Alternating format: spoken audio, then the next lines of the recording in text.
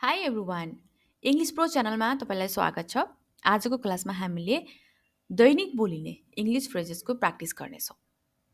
यी भनेका टु वर्डबाट बनेका फ्रेजेसहरू हुन्, वाक्य हुन् र हामी इक्जाम्पल सहित सिक्नेछौँ। एकदमै इम्पोर्टेन्ट छ, तपाईँ भिडियोलाई अन्तिमसम्म नै हेर्नुहोला है त।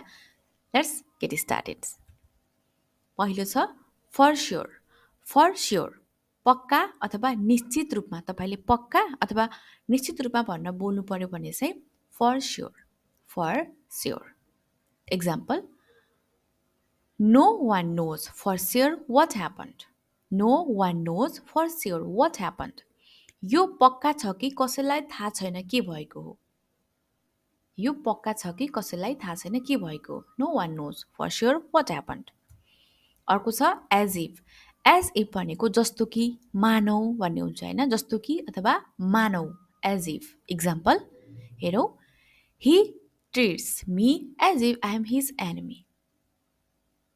उसले मलाई यस्तो व्यवहार गर्छ जस्तो कि म उसको दुश्मन हो, शत्रु हो, अथवा मानौ म उसको दुश्मन हो, शत्रु हो। ओके। अर्को छ on the spot. On the spot भनेको ठाउँको ठाउँ अथवा घटनास्थलमा अथवा त्यही ठाउँमा। On the spot. इक्जाम्पल हेरौँ, he answered the question on the spot. He answered the question on the spot. उनले प्रश्नको जवाब ठाउँको ठाउँ दिए अथवा त्यही दिए, त्यसै समयमा दिए। on the spot भनेको ठाउँको ठाउँमा। ओके। अर्को छ टेक टाइम। टेक टाइमको अर्थ हुन्छ समय लिनु। Take time. It may take time but everything will be fine. It may take time. यसमा समय लाग्न सक्छ, but everything will be fine. तर सबै कुरा ठिक हुनेछ। Next, at the same time. एकै समयमा अथवा सँगसँगै सँगै। At the same time. Example हेरौँ, I felt both happy and sad at the same time. मलाई एकै समयमा खुसी र दुःखी दुवै महसुस भयो होइन। कहिलेकाहीँ हामीलाई कहिले एकैचोटि खुसीको कुरा पनि हुन्छ, फेरि दुःखीको कुरा पनि हुन्छ एकै समयमा होइन। एट द सेम टाइम भन्ने के भन्ने त, at the same time. I felt both happy and sad at the same time. मलाई के समयमा खुसी र दुःखी दुवै महसुस भयो सँगै होइन, खुसी पनि दुःखी पनि। एज अ रिजल्ट, फलस्वरूप अथवा नतिजाको रूपमा, को कारण, as a result. Example, the flight was delayed as a result of fog. The flight was delayed as a result of fog. कुहिरोका कारण उडान ढिला भएको थियो। नेक्स्ट छ एट टाइम्स। एट टाइम्स भनेको कहिले काहीँ। At times. He can be really moody at times. He can be really moody at times. कहिलेकाहीँ ऊ साँच्चै मुडी हुनसक्छ। कहिलेकाहीँ ऊ साँच्चै के हुन्छ त, मुडी हुनसक्छ। रिगार्डलेस अफ, को परवाह नगरी। रिगार्डलेस अफ, परवाह नगरी। Regardless of. इक्जाम्पल हेरौँ, I'll do it regardless of the circumstances. I'll do it regardless of the circumstances. म यसलाई परिस्थितिको परवाह नगरी गर्नेछु। म यसलाई परिस्थितिको परवाह नगरी गर्नेछु। I will do it regardless of the circumstances. Next छ आफ्टर अल। आफ्टर अल भनेको आखिर अथवा जे भए पनि। आखिरमा आखिर होइन, after all. Example, after all she is my sister. आखिर ऊ मेरो बहिनी नै हो, जे भए पनि होइन, ऊ मेरो बहिनी नै हो। After all she is my sister. Above all. Above all भनेको सबैभन्दा माथि, खास गरेर। Above all.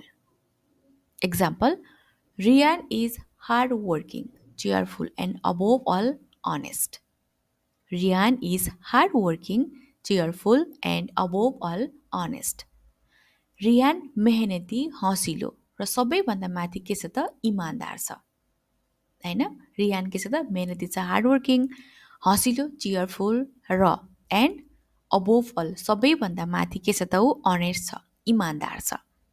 Right. Above all भनेको सबैभन्दा माथि अथवा खास गरेर। अर्को छ एट अल। एट अल भनेको पटक्कै, बिल्कुल पनि होइन अथवा बिल्कुल पनि, पटक्कै। I don't like him at all. I don't like him at all. म उसलाई पटक्कै मन पराउँदिन. I don't like him at all. Take it easy, सजिलैसँग. सहजैसँग, सजिलैसँगको लागि चाहिँ take it easy. एउटा के हो त? वाक्य पनि हो यो. Take it easy. यसलाई सजिलै लिनुहोस्. Don't panic. आत्तिनु पर्दैन. Take it easy. Don't panic. यसलाई सहजै, सजिलै लिनुहोस्. आत्तिनु पर्दैन, घबराउनु पर्दैन अथवा नतर्सिनुहोस्, तर्साउनु पर्दैन, हैन? Don't panic. At first. सुरुमा. At first. के हो त? सुरुमा. At first. At first, he refused, but then he accepted. At first, he refused, but then he is accepted. सुरुमा उनले अस्वीकार गरे तर पछि स्वीकार गरे. के गरे? सुरुमा उनले अस्वीकार गरे तर पछि स्वीकार गरे. Next, no less than. भन्दा कम होइन. No less than. There were no less than 50 people at the party. There were no less than 50 people at the party. पार्टीमा 50 जना भन्दा कम थिएनन्. अर्को छ over and over. बारम्बार. बारम्बार. Over and over. He plays the same song over and over. He plays the same song over and over. उसले एउटै गीत बारम्बार बजाउँछ. He plays the same song over and over. Rely on. Rely on भनेको मा विश्वास राख्नु अथवा मा भर पर्नु. You can rely on me for help. You can rely on me for help. तपाई मद्दतको लागि म माथि भरोसा गर्न सक्नुहुन्छ. त विश्वास राख्न सक्नुहुन्छ, भर पर्न सक्नुहुन्छ. तपाई मद्दतको लागि म माथि भरोसा गर्न सक्नुहुन्छ. You can rely on me for help. Next, on behalf of. On behalf of को तर्फबाट. On behalf of. He spoke on behalf of his brother. उसले आफ्नो भाइको तर्फबाट बोल्यो. On behalf of भनेको चाहिँ के हो त? को तर्फबाट. He spoke on behalf of his brother. उसले आफ्नो भाइको तर्फबाट बोल्यो. To some extent. केही हदसम्म. To some extent. I agree with you to some extent. म तपाईसँग केही हदसम्म सहमत छु. I agree with you to some extent. म तपाईसँग केही हदसम्म सहमत छु. Next, in detail. विस्तृतमा, विस्तारमा, in detail. I want to know more about it in detail. I want to know more about it in detail. म यसको बारेमा विस्तृत रूपमा जान्न चाहन्छु. Any longer. अब अरू होइन. Any longer. I can't stand it any longer. म यसलाई अब सहन सक्दिनँ. अब के त? अब अरू चाहिँ म सहन सक्दिनँ. I can't stand it any longer. अर्को छ in order to. को लागि. को लागि in order to. I meditate in order to relax. I meditate in order to relax. म आरामको लागि ध्यान गर्छु. I meditate in order to relax. Next छ in a way. In a way को अर्थ हुन्छ एक किसिमले, एक हिसाबले, एक तरिकामा. In a way. Happiness in a way is the biggest challenge. Happiness in a way is the biggest challenge. खुसी एक हिसाबले सबैभन्दा ठुलो चुनौती हो. Right? Happiness in a way is the biggest challenge. Make sure. पक्का गर्नु, सुनिश्चित गर्नु. Make sure. Make sure your hands are clean before you have your dinner. Make sure your hands are clean before you have your dinner. सुनिश्चित गर्नुहोस्, पक्का गर्नुहोस् कि तपाईँ खाना खानु अघि आफ्नो हात सफा छन्. At a time. अर्को छ at a time. एक समयमा. At a time.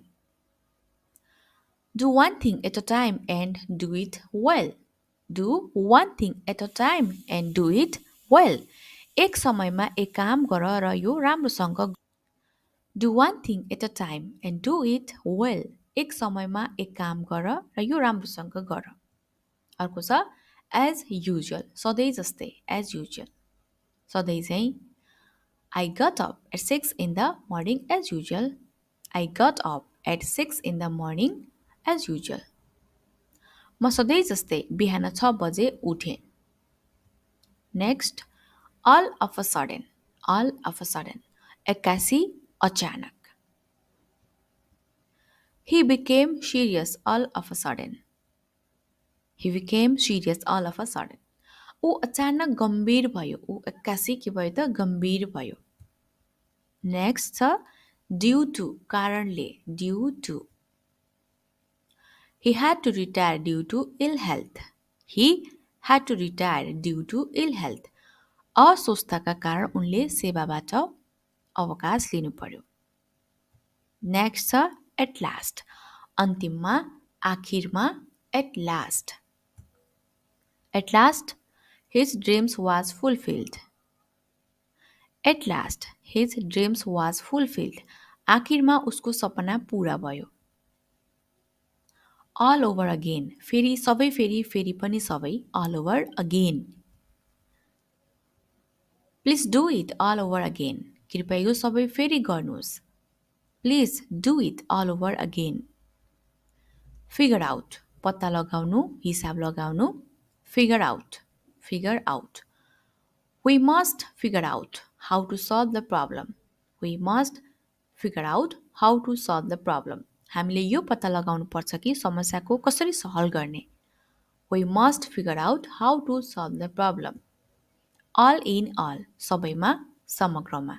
All in all. All in all, I think you have done very well. All in all, I think you have done very well. समग्रमा मलाई लाग्छ तपाईले धेरै राम्रो गर्नुभयो. All in all, I think you have done very well. Okay?